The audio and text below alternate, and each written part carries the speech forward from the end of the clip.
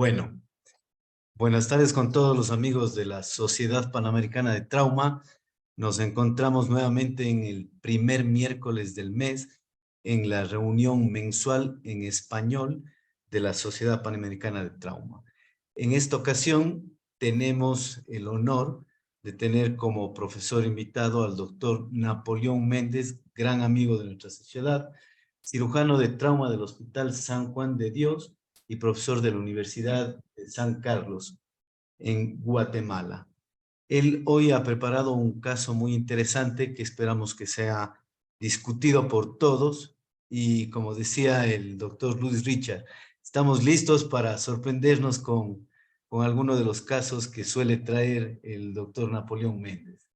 Él lo ha titulado Trauma de tórax, esperar lo que sea. Así es que para mí es un gusto presentarte, Napo, y es todo tuyo la palestra.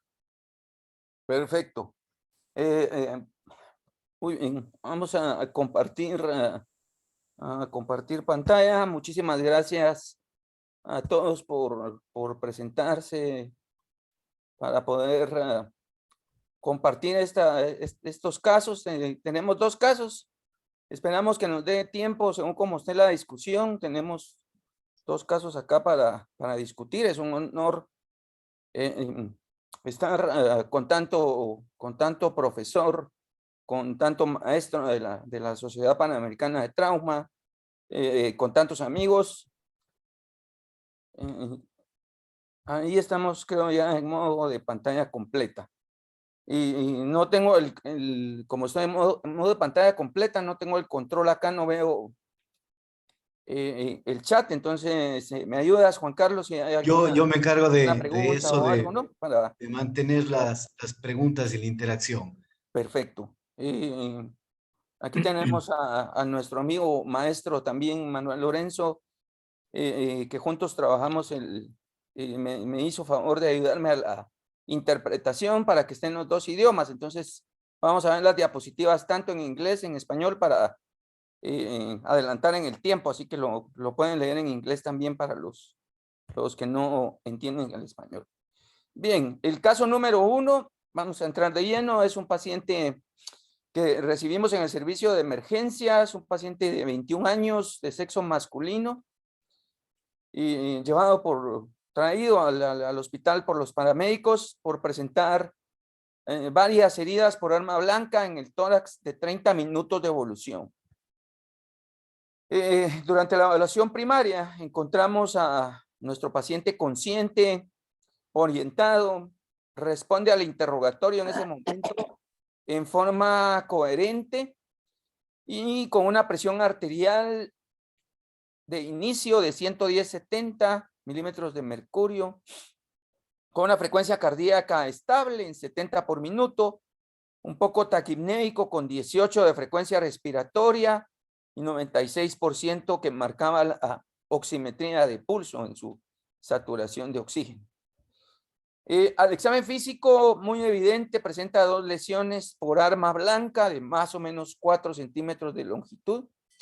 La primera ubicada en el segundo espacio intercostal, en la línea axilar anterior izquierda. Otra herida por debajo en el cuarto espacio intercostal, por afuera de la línea medio clavicular izquierda. Ambas heridas al examen físico evidentemente penetraban piel, celular subcutáneo y la fascia y los músculos. O sea, eran heridas grandes y evidentemente eran penetrantes. Sin embargo, no se palpaba enfisema y no se veía tampoco que soplara.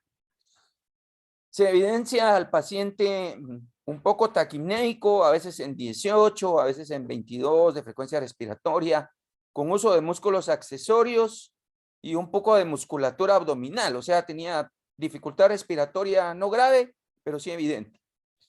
Y a la auscultación del tórax había disminución de la entrada de aire en el campo izquierdo.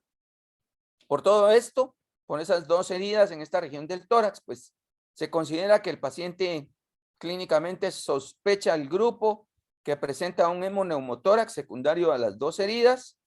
En cuanto al abdomen, el abdomen blando, depresible, no tenía heridas, sin dolor, un examen físico completamente normal. Y de todas maneras, dentro del protocolo del ABC, se le hizo el FAST, el cual es negativo en ese momento para líquido. Basado en eso, durante la atención primaria, en el grupo, pues, como intervención en el A, se decide colocar oxígeno en cánula por considerarse una sospecha evidente de hemoneumotórax.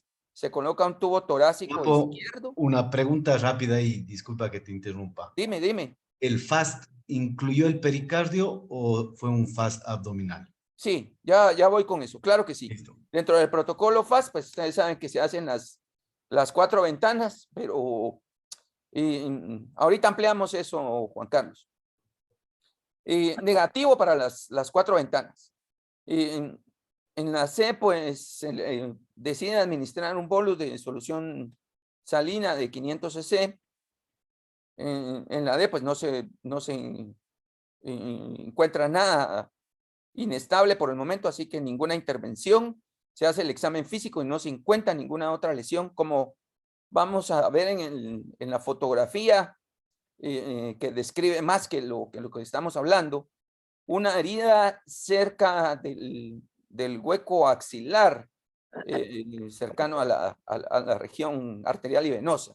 Sin embargo, al examen físico, pues buenos pulsos a momento, buen llenado capilar, buena coloración y buena temperatura de todas las extremidades, incluyendo la izquierda, que queríamos descartar que tuviese alguna afectación.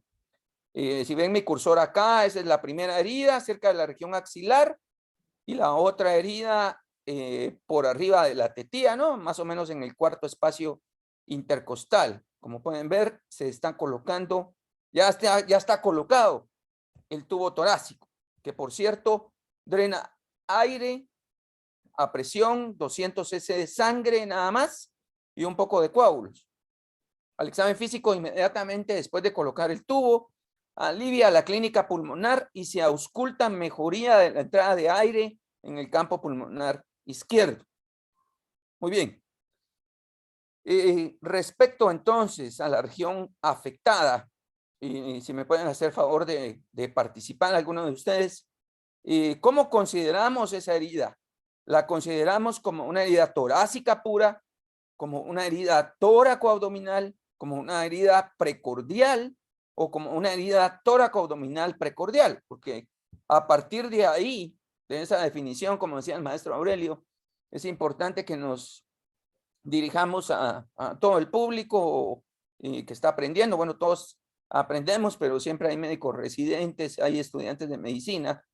Entonces, una parte importante para el quehacer del cirujano de trauma es en cuestión de durante la atención primaria, en los primeros 2 minutos, definir la región, porque eso nos va a hacer tomar las distintas conductas, ya sea de diagnóstico o de manejo. Así que, ¿cómo consideramos la herida? Si alguien quiere intervenir. Apo, ¿puedes ponerle nuevamente la foto? Está con el tubo de tórax. Eso. ¿Alguien quiere hacer algún comentario? Las opciones: torácica pura, precordial. ¿Cuáles eran las otras? Sí, torácica pura, tóraco abdominal precordial. Esas son las opciones que pueden ser. O no sé si otra, ¿no? No. ¿Puedo comentar? Manny, por favor.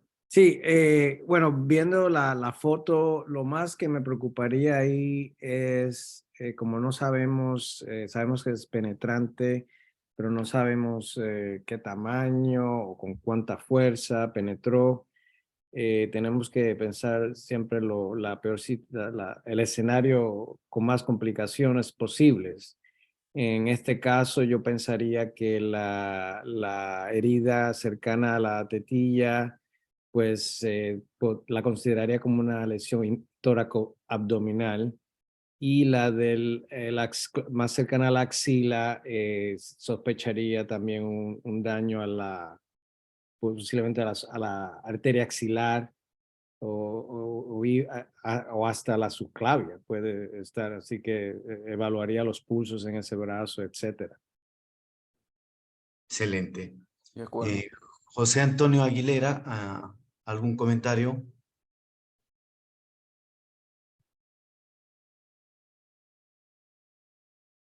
Buenas tardes. Según la localización de las heridas, considero que las lesiones son torácica pura.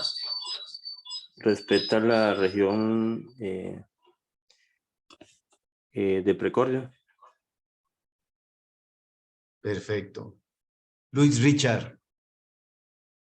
Sí, yo al igual que Manny, claro, son dos heridas. Las heridas por arma blanca, la complicación de eso es que pues, depende de muchas variables, de qué tamaño sea el arma, ¿verdad? Y viéndolo así, con un arma larga, puede entrar al diafragma izquierdo perfectamente, que puede entrar y lesionar el ventrículo izquierdo perfectamente. Y al igual que Manny, esa herida de la axila es una herida en la zona de unión. Entonces, para mí también, a pesar de que no, aparentemente en la foto, y Napo no lo describió, no se evidencian signos de lesión vascular, cosa que puede ser frecuente en una lesión de la unión, como es la axila.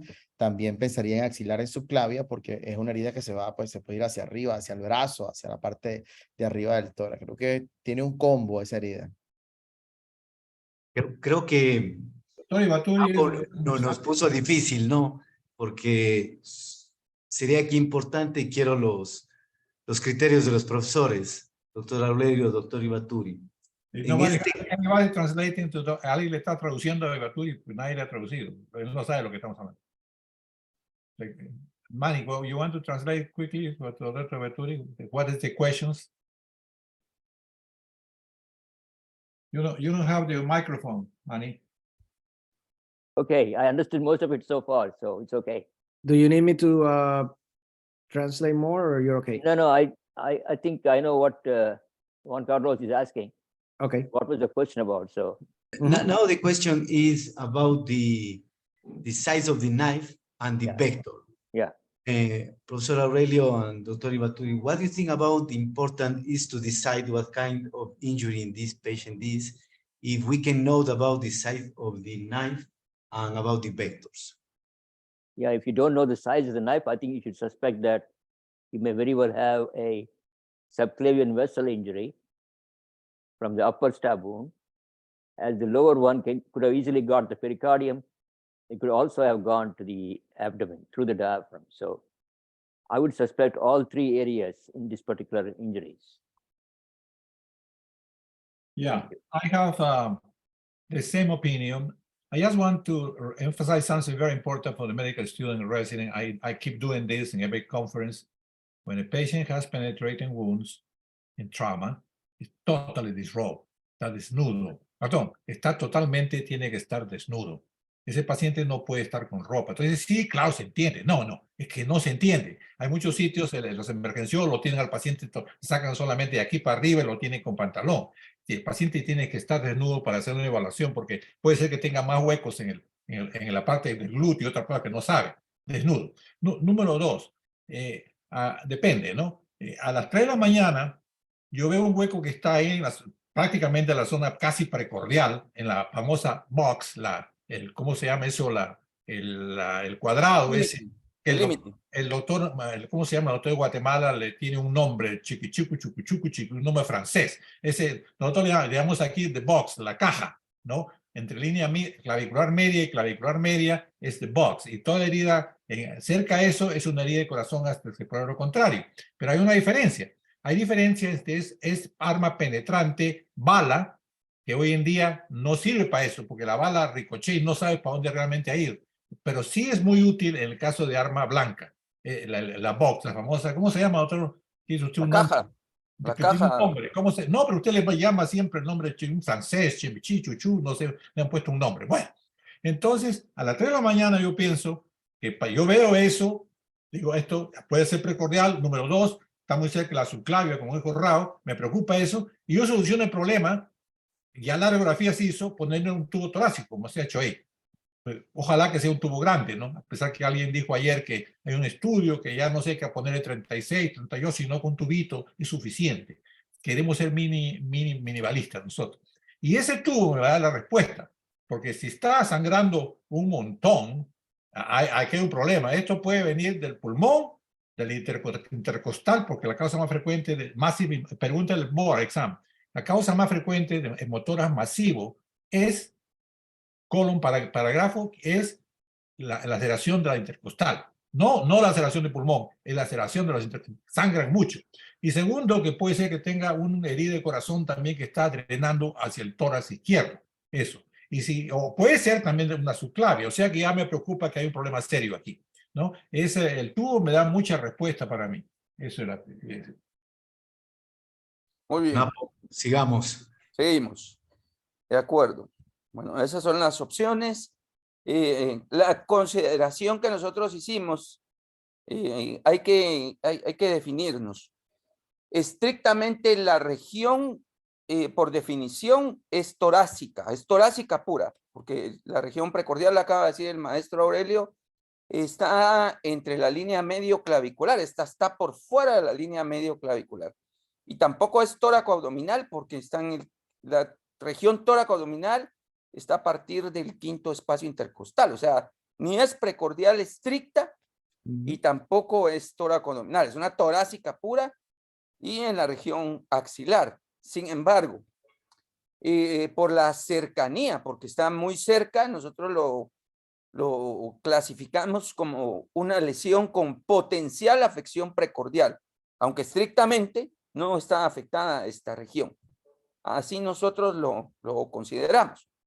Entonces, a partir de ahí también de cómo uno considere la región afectada, es como van a pedir los estudios. Claro, es un paciente para pedirle estudios, porque es un paciente que durante su ABCD es evidente que el paciente está estable. Partimos de ahí, que el paciente está estable, eso es bien importante. Entonces, seguramente alguno va a pedir estudios de imágenes o alguno no lo sé. Estas son las posibilidades: radiografía torácica, ultrasonido torácico FAST, tomografía, o alguien por ahí va a querer hacerle todos los estudios. Entonces, en un minuto, si alguien quisiera participar y decir qué estudio le quisiera realizar, y luego les cuento qué estudio le realizamos nosotros.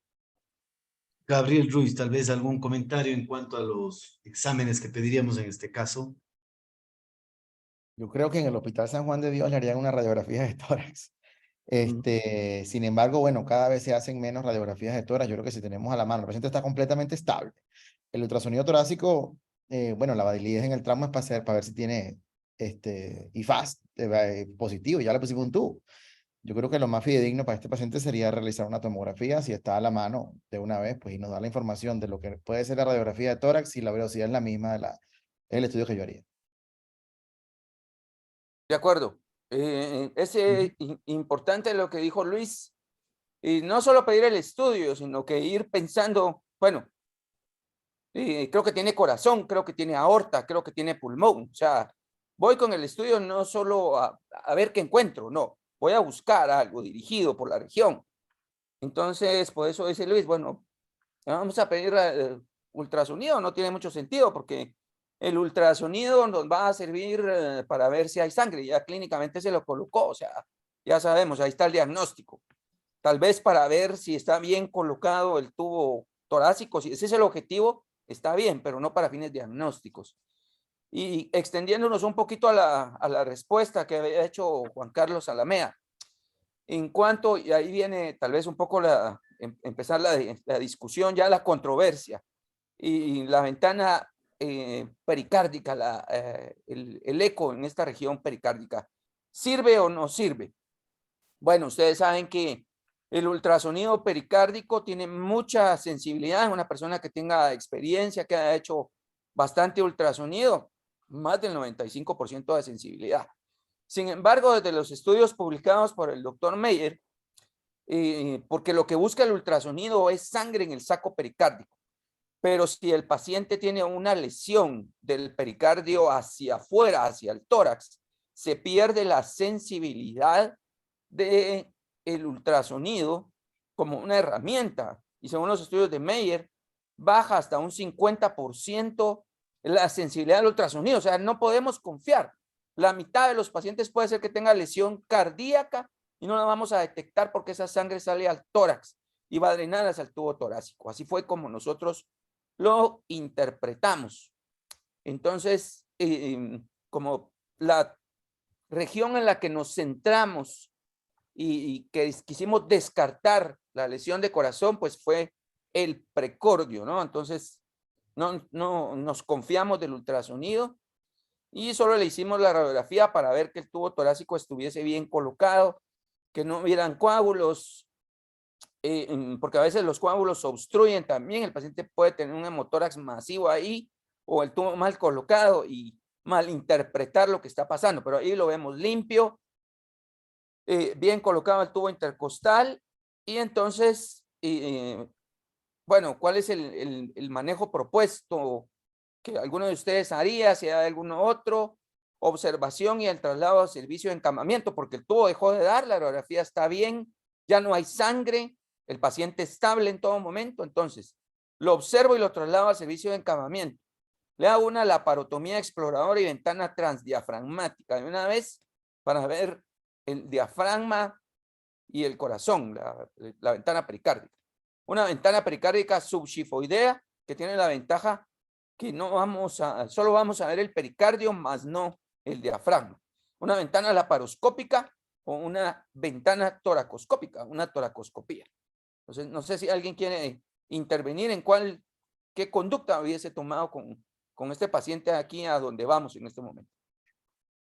Doctor, si puedo hacerle una pregunta. Por Javier, supuesto. por favor.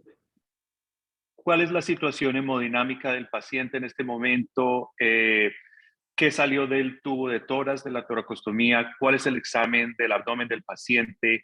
¿Y cuál es el examen de los pulsos? Y si ustedes hacen una...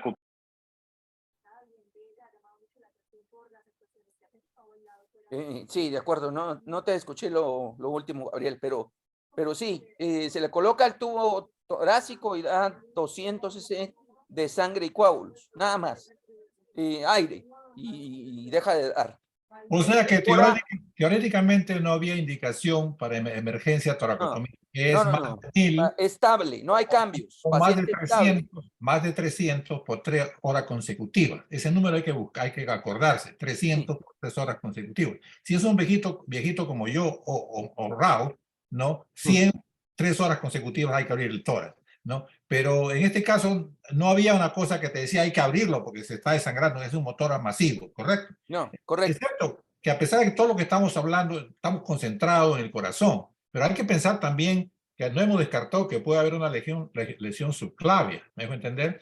Y esa es la ventaja de tener la tomografía computarizada. Si el paciente está hemodinámicamente completamente estable, le pusiste el tubo, está respirando bien, ¿no? Una tomografía computarizada con contraste, un angiocat, en Trauma no hacemos tomografía computarizada en Estados Unidos sin contraste, ¿okay? Es con contraste, ¿para qué sirve sin contraste? Entonces, ahí tú podías descartar que hubiera una lesión de vascular en la subclavia, etcétera, etcétera. Esa es la diferencia, ¿no? Yo creo... Hasta este momento, ustedes no hicieron angiotac. Hasta este momento. No. Listo. Profesor Carlos, Morales. sí, quiero decir lo siguiente. Yo creo que la conducta con ese paciente ahora es hospitalizarlo en un sitio donde podamos seguirlo de una manera rigurosa. No veo indicada una laparotomía, no veo indicada una búsqueda, un trauma cardíaco. Sin embargo, llama la atención. Quiero saber si la placa de tórax es tomado con el paciente en decúbito o de pies, porque yo veo la sombra cardíaca un tanto ensanchada. Está acostado. Está acostado. Entonces eso me dificulta la interpretación. El tórax está vacío, tiene unos pulsos, ya fue evacuado, tiene unos pulsos adecuados. Correcto. Entonces me parece que no vale la pena hacer un angiotac para descartar herida de axilar o de subclavia. No lo veo indicado porque el paciente tiene sus pulsos y tiene una buena coloración de la extremidad, no tiene signos de tener lesión vascular. Ahora, si tenemos la sospecha de una herida cardíaca, si el eco FAST me mostró dudas en la interpretación, la evaluación debería ser por una ventana toracoscópica. ¿Por qué? Porque me permite evaluar el resto de la cavidad torácica, ver una herida de pulmón, ver una herida de intercostal, etcétera. Me parece que hacer una laparoscopia para hacer una ventana a través del abdomen me parece más mórbido. Entonces en resumen, creo que no tiene indicación de cirugía de tórax, tiene un abdomen absolutamente excavado, la placa de tórax muestra que el hemotórax se evacuó, el pulmón está expandido, entonces lo observaría. Y quedaría todavía pendiente qué pasaría con ese corazón. Puedo repetir un ecocardio o un ecofaz más tarde, pero no me alarma la situación. De acuerdo. Luis Richard. Sí, yo al igual que Carlos, también haría una toracoscopia. Primero, pues tiene un tubo, ¿no? La cosa de la toracoscopia es que si tú estás pensando en lesión diafragmática y no tiene tubo de tórax, y le haces la toracoscopia, le haces un neumo, pero ya lo tiene, así que te puedes meter a través si fuera un arma de fuego, a través del orificio, o bueno, se lo haces nuevo. Lo otro también, por supuesto, yo pensé en la lesión diafragmática, a pesar de que la lesión es alta, así como dijo el doctor Ibaturi, te quita la duda de la lesión diafragmática. Ves el pericardio ahí perfectamente, incluso pensando en la región de arriba, en la lesión que tiene en la región axilar izquierda, puedes ver un hematoma a nivel de la subclavia. Yo no digo que es como lo mejor para diagnosticar, pero puedes ver un signo ahí en el tórax superior de que hay una lesión de subclavia. Así que yo creo que al no tener tomografía, esto sería una excelente herramienta diagnóstica. De acuerdo. Interesante la discusión, entonces. Yo quisiera hacer el comentario para indicar a los estudiantes de medicina residentes que estas son opiniones muy personales, ¿ves?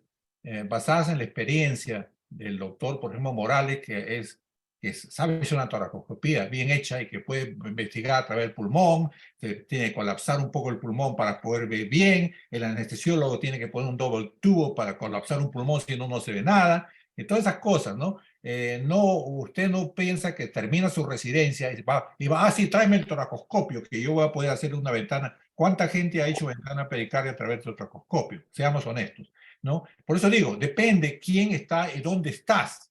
El doctor Morales ha sido muy claro en esto, ¿no? Como te digo, en Estados Unidos este tipo está estable, ¿no? Para nosotros toma 10 minutos llevarlo el CAT scan que está en tomografía y ¡dom! Entonces yo descarto un montón de cosas, pero hay que volver a la realidad, a bajarte de las nubes. En Latinoamérica pues no hay esa facilidad para tener un tomógrafo inmediatamente. Entonces estoy de acuerdo con lo que estamos diciendo, pero yo creo que aquí viene otra cosa los residentes deben aprender.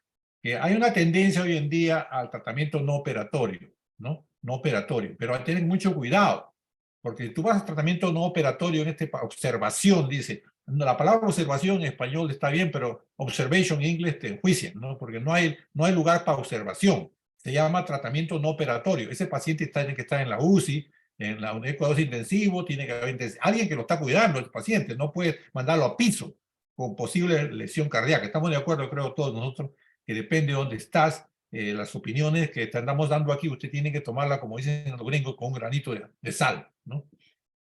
De acuerdo. No hay blanco y negro, todo lo que estamos diciendo. De acuerdo.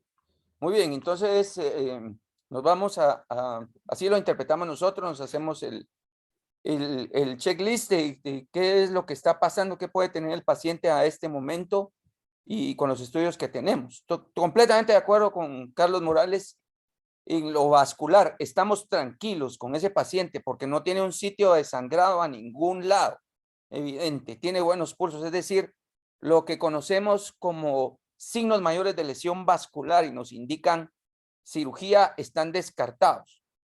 Solo el único signo menor que tiene es que tiene una lesión en la proximidad del axilar, pero el paciente está por demás asintomático, así que decidimos observarlo, pero si continuamos con esa sospecha, el abdomen descartado, no tiene dolor abdominal, pero nos quedamos con el precordio, con esa sospecha de la lesión precordial, y entonces hicimos una ventana laparoscópica. ¿Por qué? Porque es la que nosotros tenemos experiencia, no tenemos experiencia en el tórax. Corresponde a un paciente varón joven, víctima de una lesión dos lesiones con arma blanca en la región torácica, lesiones penetrantes que provocan, como pueden verse en el video, una ruptura clara del diafragma izquierdo en su porción tendinosa de aproximadamente 7 centímetros de longitud. Originalmente este paciente fue llevado al quirófano para hacerle una ventana pericárdica diagnóstica en búsqueda de una lesión cardíaca oculta. Y puede verse entonces cómo estamos realizando la ventana, esta ventana pericárdica, en la cual no se ve sangre, es una ventana pericárdica negativa y podemos apreciar entonces en el video las dos regiones, la región del pericardio, en la cual hacemos la ventana diagnóstica, y la lesión provocada por la lesión del arma blanca. Están muy cercanas y bueno, estar después ya con el diagnóstico, con la ventana pericárdica negativa, procedemos a hacer el cierre del defecto diafragmático con polipropileno. Es importante estar muy claros en que la región, en que las lesiones del diafragma deben definitivamente cerrarse y corregirse el defecto para evitar posteriores hernias diafragmáticas con las consecuencias que esto tiene. Muy bien. ¿Qué lesiones observan? Ustedes pueden ver el video, está editado tal y como lo interpretamos nosotros en sala de operaciones. ¿Qué ven ustedes? ¿Qué observan? ¿Observan diafragma o observan pericardio? Como pudieron escuchar en el audio, nosotros en ese momento, el equipo quirúrgico, lo malinterpretamos como una lesión diafragmática, una lesión bastante grande, la que vimos hacia el lado izquierdo, lo interpretamos que era diafragma. Cuando me iniciaron esta invitación, pues preparamos el caso, lo revisamos y me llamó la atención y dije, bueno, me da un poco de pena decirlo, pero en diferido, casi 2 meses después, me doy cuenta y digo, ay, no, esto no es diafragma, y lo malinterpretamos. 2 meses después, o sea, soy honesto en decirles el error de interpretación que tuvimos nosotros, porque si se dan cuenta en el video, esa lesión era pericardio, se estaba moviendo, vimos el corazón de 2 lados, de uno vimos el ventrículo derecho, del otro ventrículo izquierdo. Y no sé si a todos les pase, pero a nosotros nos pasó, lo malinterpretamos, pensamos que era diafragma. Me deja asustado ver esa lesión del pericardio y por dónde pasó ese cuchillo sin lesionar el corazón, no entiendo todavía, porque esa lesión ahí estaba puesta. Nosotros hicimos la ventana del otro lado, hacia el centro. Entonces, bueno, le colocamos puntos al agujero ese malinterpretado como diafragma. Le pusimos 4 puntos de polipropileno y el que hicimos en el otro del pericardio lo dejamos abierto. Ahorita les cuento. En la laparoscopía, porque completamos la laparoscopía, por supuesto, pensando que eso era diafragma, y pues había entrado a la cavidad abdominal, hicimos una búsqueda de lesiones negativo para el abdomen. El paciente en todo momento hemodinámicamente estable, eso es bien importante porque el cambio de hemodinamia nos marca el qué vamos a hacer, no nos podemos quedar con dudas. El paciente sale estable de sala de operaciones, concluye la cirugía y la anestesia y se va sin complicaciones. Al 4º día posoperatorio se retira el tubo torácico, adecuada expansión pulmonar y se da alta hospitalaria. Las lecciones que nos deja el caso, que podemos rescatar y no, tal vez alguno va a comentar algo más, algún otro plus para este caso, pero a nosotros nos dejó de lección que la proximidad de una herida penetrante puede atravesar una región aunque aparente estar afuera de los límites. Fíjense, esta no era una lesión precordial, estaba cerca y sin embargo atravesó el pericardio. El faz precordial pierde su sensibilidad en los pacientes con toracostomía. Esto hay que tomarlo en cuenta y hay que tenerlo muy claro. Durante la evaluación transoperatoria, los errores de interpretación pueden afectar la toma de decisiones casi que en todos los casos. Si lo hubiéramos identificado como lo que era, como pericardio, no nos hubiera cambiado en este caso, lo hubiéramos dejado igual, pero asusta ver cómo a veces uno se confunde, ¿no? En este caso no pasó nada, pero estos casos nos dejan lección. La documentación de las lesiones por medio de fotos o videos con estas sesiones que estamos haciendo es una práctica sana que debe generalizarse, la que puede ayudar a toma de decisiones en diferido o hacer valoraciones de la práctica quirúrgica. Y de los errores de interpretación o decisiones, primero aceptarlos, someterlos a juicio de opinión y aprender de los mismos para evitarlos. Así que esto es lo que rescataríamos de este caso. No sé si antes de pasar al segundo, que es más corto, y creo que sí da los 10 minutos para discutirlo, ¿alguien quiere rescatar algo más? Yo quiero decir algo, Napo. Sí, Carlos. Sí, eso puede pasar. Es muy, muy interesante compartir estos errores porque de ellos aprendemos.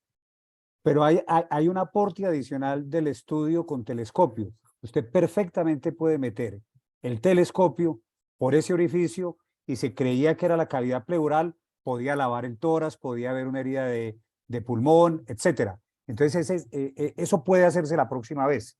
Introducir el telescopio a la cavidad, si crees que es torácica, y te hubieras sorprendido porque estabas encima del corazón. ¿Qué es el telescopio? ¿El toracoscopio se refiere? Sí, sí, el endoscopio. Ah, sí, pero tú dices telescopio, para mí es cuando ves Marte, la Luna. No, perdona, pero yo estaba pensando en una cosa larga, el telescopio. ¿Te refieres al toracoscopio? El algoritmo que hemos sedimentado aquí en las instituciones de Medellín es en la sospecha de herida cardíaca con un FAS dudoso, o en un caso como este, que esta placa de tórax, te lo dije al principio, que mostraba el pericardio como ensanchado.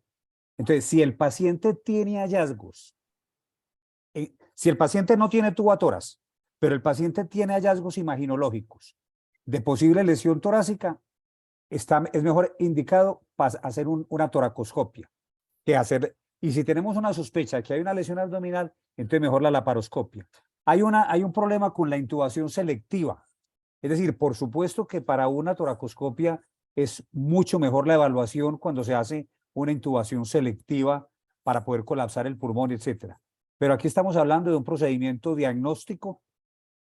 No estamos pensando en que vamos a cerrar el miocardio si le encontramos una herida. Entonces uno puede hacer, en colaboración con el anestesiólogo, una intubación estándar, que se inflan los dos lóbulos y él suspende su insuflación por unos instantes, colapsa uno el pulmón y puede evaluar perfectamente el pericardio. Porque eso ha sido uno de las críticas que tuvo la ventana pericárdica por toracoscopia cuando la reportamos. Los surafricanos hicieron inmediatamente un estudio y lo condenaron por el hecho de tener que hacer la intubación selectiva, la intubación monobronquial. Pero quiero decir que no necesariamente hay que hacer eso porque estamos hablando de un procedimiento diagnóstico y se puede ayudar uno con las pinzas, colapsar el pulmón, el anestesiólogo deja de insuflar y uno puede evaluar el saco pericárdico. Yo creo que, Carlos, te felicito porque tu aporte desde hace muchos años del uso del toracoscopio, no telescopio, para hacer ventana pericárdica.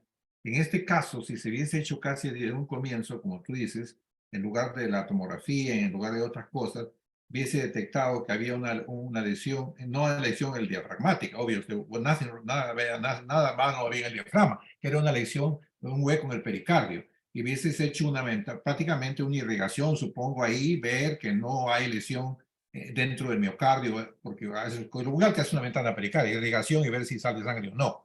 Y segundo, hubiese podido ver si había lesión pulmonar, pues buscar si hay una lesión arriba en la subclavia. Es decir, podrías haber sido una evaluación total, ¿no? En este caso, pero vuelvo a insistir, que estoy seguro que la gente que está saliendo del Vicente Paúl, no sé si todavía trabajas ahí, que tú han hecho un estudio, han trabajado en esto, tus residentes saben cómo hacer esto.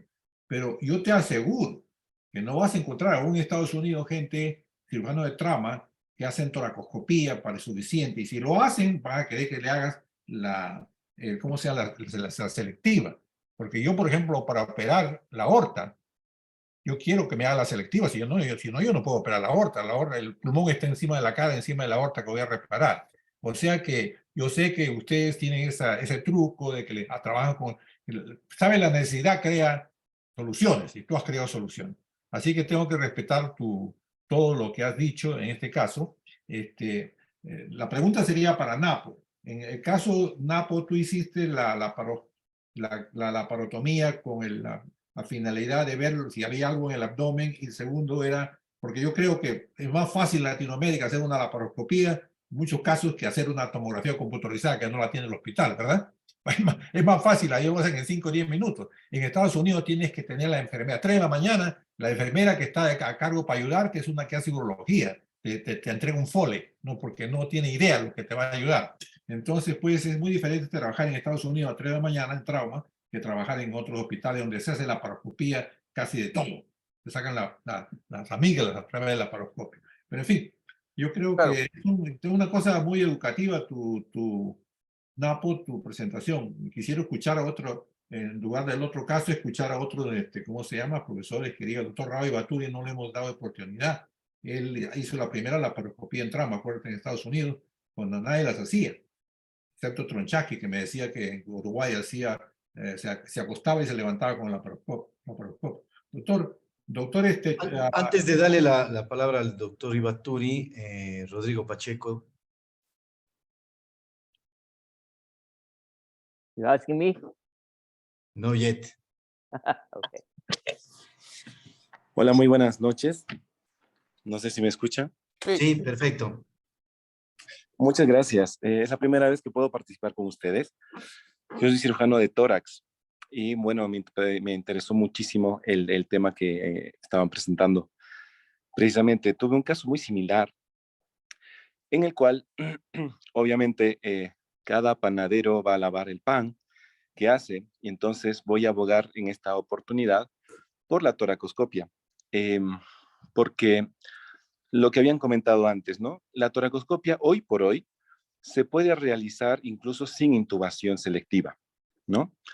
La aplicación de un CO2, neumotórax, muy leve, puede permitir que el paciente pueda bajar la insuflación del pulmón. También lo que decíamos, tiene 2 heridas penetrantes a nivel del tórax, entonces era muy necesario evaluar la parte pulmonar. Me tocó en algún caso, dependiendo de la cinemática del trauma, por ejemplo, esa herida axilar, un paciente llegó a tener una lesión de la subclavia por el mecanismo, ¿no? Era un muchacho mucho más pequeño que el agredido, y pues esa lesión, si nosotros estábamos pensando en una lesión axilar, esta lesión penetró y llegó a dañar la axilar, que en su momento se contuvo con un hematoma y después se tuvo que más adelante reparar quirúrgicamente por haber hecho una estenosis postraumática.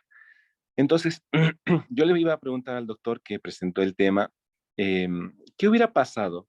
Por alguna razón usted hubiera encontrado una perforación a nivel del corazón, del miocardio. Hay que tener en cuenta que muchas veces las perforaciones, cuando son por arma blanca, no necesariamente van a generar un taponamiento cardíaco, sino que también pueden en su momento hacer un tiempo en el cual va a ir de a poco llenando el espacio pericárdico. Entonces, ustedes ingresaron con el paciente y le hicieron la visión por vía abdominal. Y ahí vamos con otro tema. La vía abdominal, si bien yo también soy cirujano digestivo, es bastante rápida, pero también tiene su morbilidad, ¿no es cierto? Hay que ser neumo, hay el dolor, las infecciones, y es un poco más difícil valorar en sí, por ejemplo, desde abajo, una lesión de la cara lateral supradiafragmática del corazón. Entonces, yo creo que esa opción no lo hubiera tomado directamente, ¿no? Bueno, creo que hasta ahí mi participación y muchísimas gracias. Me parecen excelentes estos temas, muy amable. Un comentario y una pregunta. Doctor Ibaturi, perdón. Doctor Ibaturi, do you follow this patient? They found, they went through the abdomen to do laparoscopic, you know, you saw that. But at the end, they find out that there was nothing wrong in the diaphragm and there was a hole in the pericardium. Right.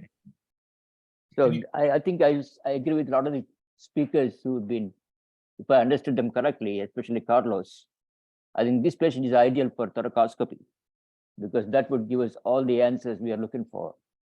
It will allow us to look at the apex of the left thorax to see if there is any hematoma around the subclavian vessels. So you can rule out subclavian injury looking at the apex. Secondly, you can look at the pericardium, see if there is any cardiac injury, hemopericardium, etc. At the same time, you can look at the diaphragm. You already have a chest tube in place, so it's easy enough to just take out the chest tube, put in the thoracoscope, and take a look at the entire left chest. It'll allow you the option of repairing the heart thoracoscopically if you're used to it. Otherwise, at least open it up and repair the heart, and then repair the diaphragm again if there is any hole in the diaphragm. So I think thoracoscopy is the ideal approach in this particular patient. However, you did a great job and you got the patient through. Congratulations about that. But if you think about it, we should be able to use all what we have at our disposal. And I would definitely recommend thoracoscopy in this particular instance. Para los que no han entendido, sí, para los que no han entendido, doctor Ibaturi, está de acuerdo con lo que hemos dicho todos, o al menos lo que he dicho yo, que el thoracoscopio hubiera solucionado todos los diagnósticos que estamos pensando. Segundo, dice que, ¿cómo se llama? Que, bueno, concuerda que él piensa que debe haber el thoracoscopio sería un instrumento muy valioso en este caso. Yo personalmente hice cirugía cardiotorácica antes de hacer trauma, por la razón que yo quería hacer, perdón, después de hacer trauma, para ser un cirujano más completo de trauma y no llamar al cirujano torácico. Es bien difícil en Estados Unidos llamar a un cirujano torácico, ¿no? Que venga para las 3 de la mañana a ver un paciente, el paciente está muerto, tiene 35 admisiones en una noche en shock trauma, 35. No da tiempo tienes que llamar a todos los cirujanos torácicos de la ciudad. Pero entonces, pues, yo pienso que todo lo que estamos de acuerdo con todo lo que se ha dicho, pero sigue la pregunta y vuelvo a repetir, no todos los cirujanos de trauma están capacitados para hacer una toracoscopía, bien hecha. Yo creo que vas a encontrar más cirujanos de trauma que pueden hacer la laparoscopía, la laparotomía, que ser cirujanos que van a entrarle a hacer toracoscopía. Yo soy cirujano torácico y cardiotorácico, pero, y te vuelvo a decir, no es un pan, a menos que lo hagas en forma rutinaria, ¿no? El doctor Morales está muy interesado en este asunto y por eso es que ellos han desarrollado una técnica, estoy seguro que lo hacen muy bien, la toracoscopía, pero no es una cosa común. De otra manera tienes que llamar Profesor, ¿puedo ampliar un poquito a lo que usted está diciendo para contarle la experiencia de nosotros, porque todos los lugares son distintos, ¿no? Claro. Completamente de acuerdo con ustedes con las ventajas de la toracoscopía y lo pensamos. Pero la experiencia laparoscópica de la ventana tenemos más o menos unos 11 o 12 casos al momento. De hecho, hay una publicación en la revista de la Sociedad Panamericana de Trauma. No son muchos casos, pero ya nos sentimos tranquilos de hacer ese procedimiento. Hemos hecho varios, pero con toracoscopía no. Vimos a otro equipo hacerlo. Yo le pregunté al compañero, ¿has hecho toracoscopía? No, pero es sencillo y se llevaron el corazón. Un paciente que no tenía lesión. Entonces, claro, tendremos que evolucionar a hacer la toracoscopía, pero en este momento tenemos más experiencia en la laparoscopía y por eso fue que elegimos este procedimiento. Pero de acuerdo con todos que tienen más ventajas. Y respondiendo al doctor Pacheco, ya tuvimos un caso de ventana pericárdica que presentamos en un cónclave, en una teleronda el año pasado, un caso parecido y ese sí tenía sangre, pero estaba estable también. Así que solo lavamos el pericardio, como el paciente no se desestabilizó, lo interpretamos como una lesión de miocardio y que dejó, que cerró sola, sin consecuencias, y a la paciente le fue muy bien. O sea que depende cómo esté el paciente. La clave aquí es la estabilidad hemodinámica del paciente para tomar las decisiones. Rodrigo.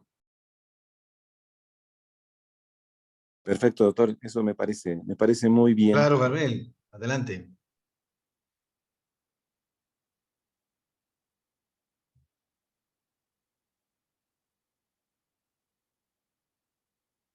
¿A quién le han dado la palabra? No, nadie Juan contesta. Carlos, aquí, ¿quién había levantado la mano? ¿Gabriel o Gabriel Ramírez, no? Quería intervenir.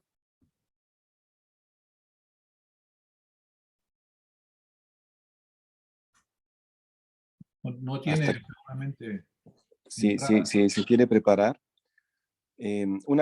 Bueno, nosotros Sí, Gabriel, que adelante, por podemos, favor. No, sí, perfecto. ¿Lo escuchas?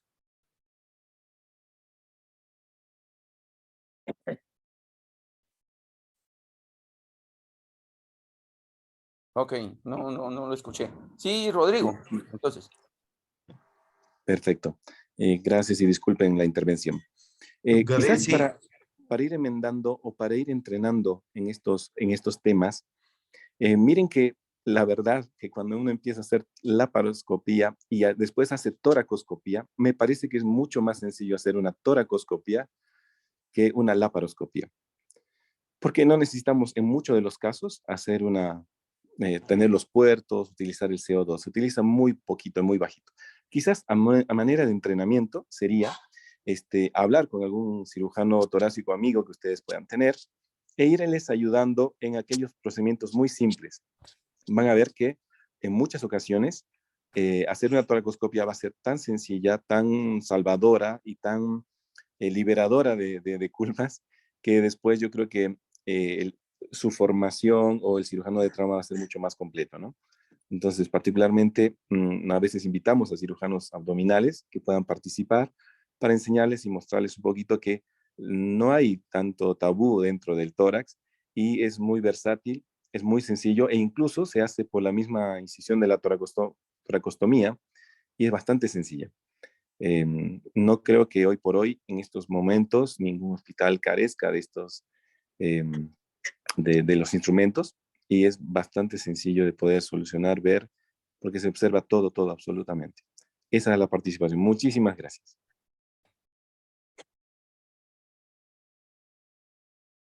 Bueno, bienaventurados.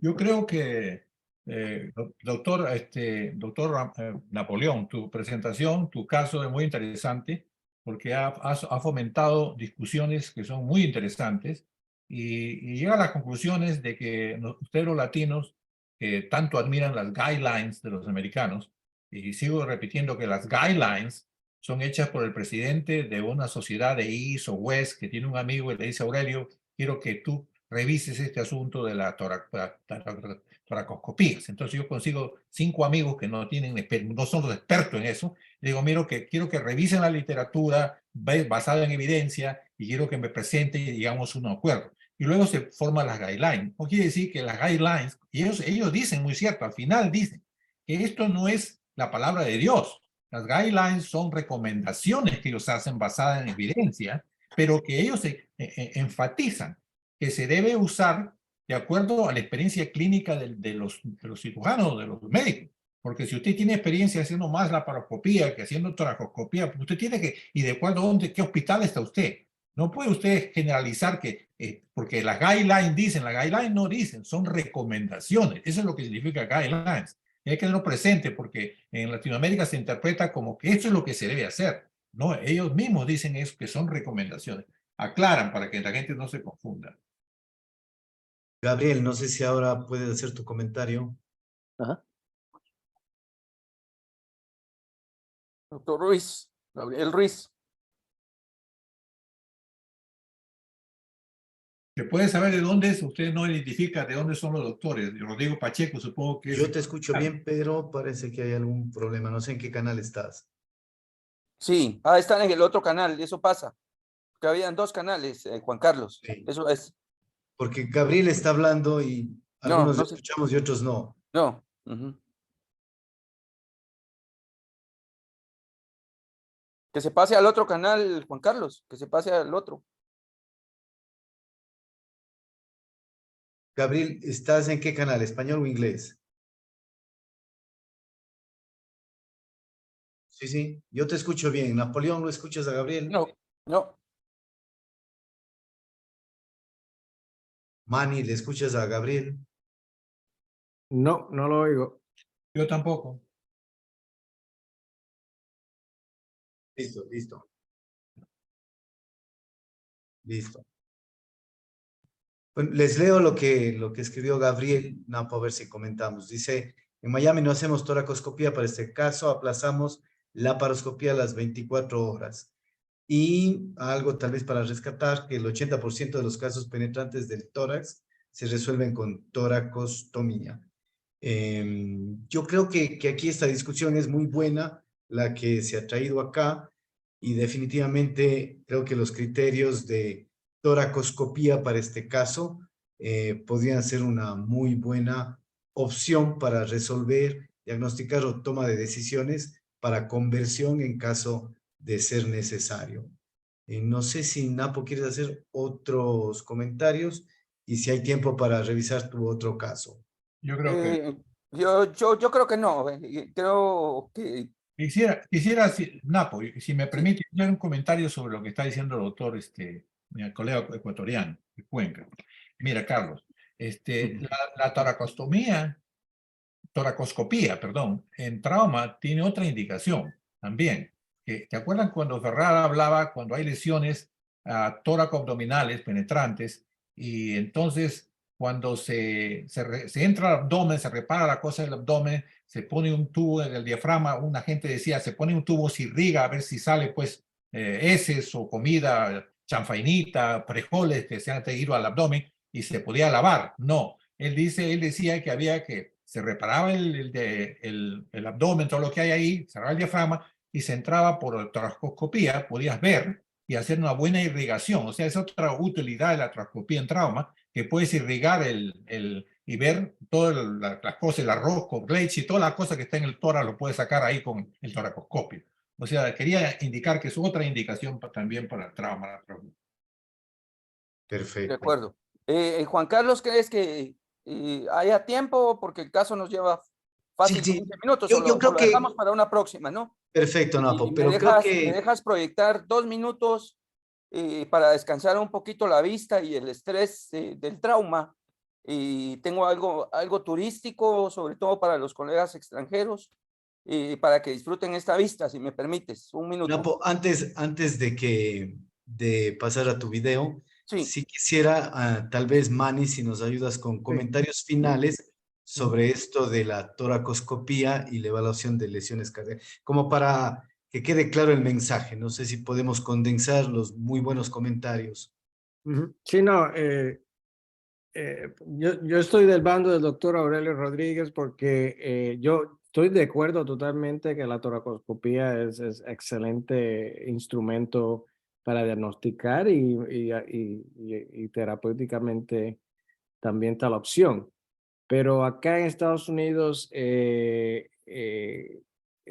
este caso en específico, en mi institución, lo que hubiera sucedido es que le hubiéramos hecho el TAC. Ahí veíamos que no había lesión arterial o nada de eso en la parte superior. Y con la duda del daño toracoabdominal, le hubiéramos hecho lo mismo, una laparoscopía, y identificar el defecto, en este caso fue en el pericardio, y le hacíamos la ventana para descartar algún otro tipo de lesiones. Esa sería la práctica que haríamos aquí. Por lo menos en Dallas y en la mayoría de los Estados Unidos. Pero yo creo que la opción de toracoscopia es excelente. Yo no tengo la experiencia como otros cirujanos de trauma, pero es además como ya mencioné, una opción excelente para este tipo de casos. Perfecto. Napoleón, por favor, tu video. Muy bien.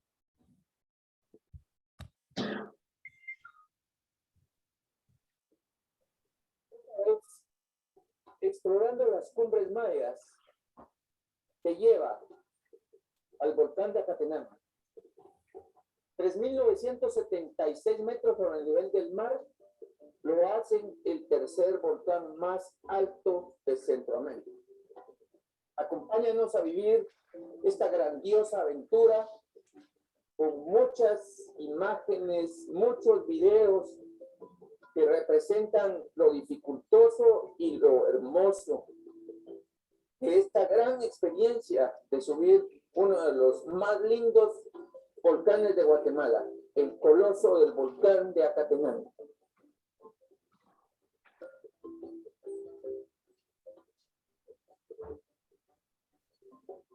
Y mira que está activo. Sí, ese es otro volcán, es el volcán de fuego, están juntos.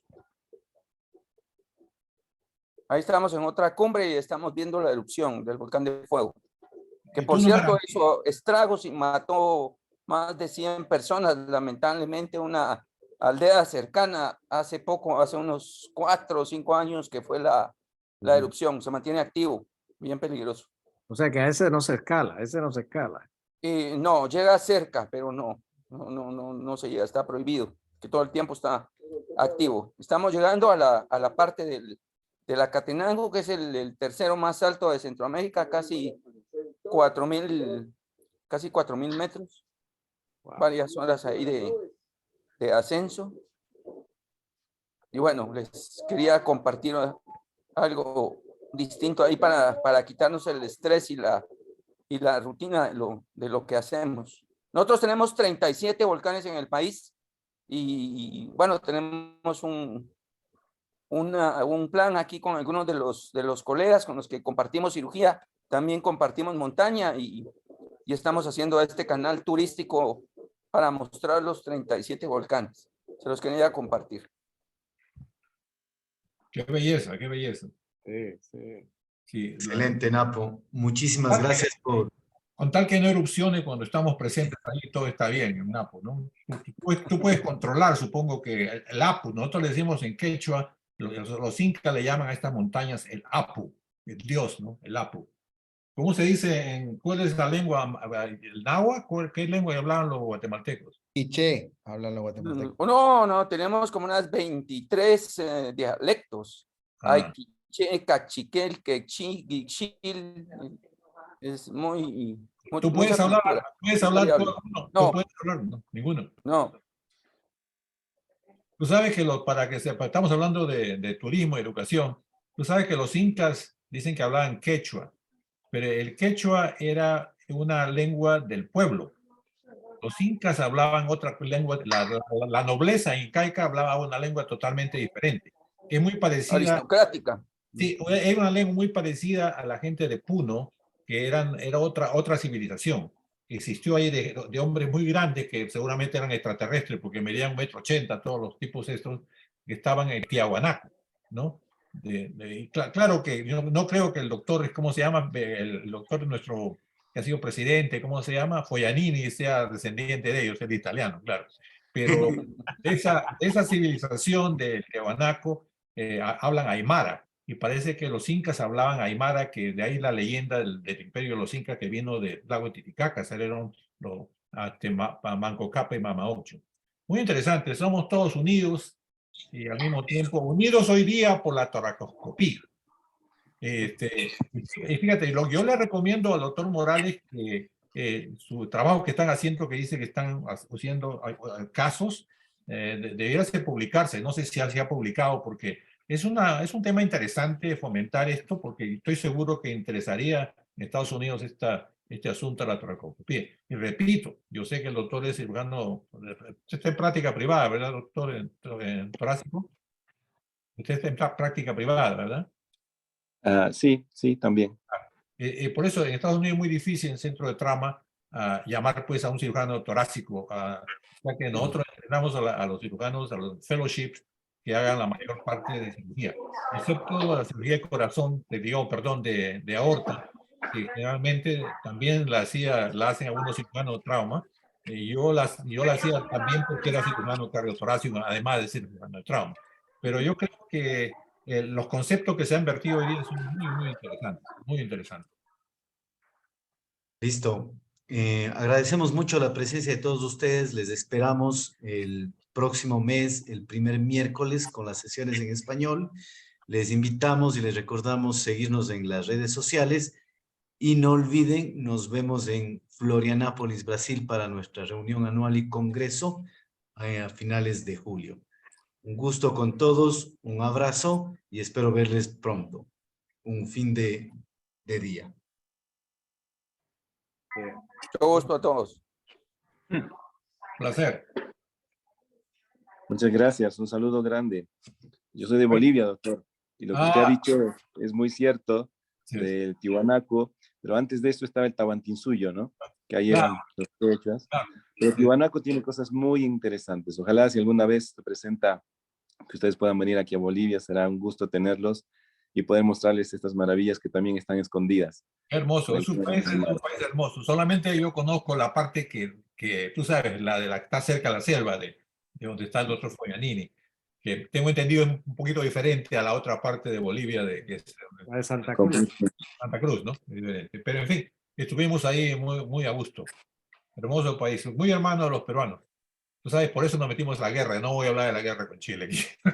Es otra historia, es otra historia. Pero en fin, yo creo que ha sido muy interesante esta conferencia NAPO. Nos ha llevado a discusiones que de otra manera no lo hubiésemos podido hacer, y sobre todo la presencia del doctor Morales, que tiene esa experiencia, haciendo hace muchos años publicó La ventana pericárdica por toracoscopio, ¿no? Muy correcto. Muchas gracias a todos. Interesante, doctor, muy amable. Gracias por todo. Gracias. Gracias, felicitaciones.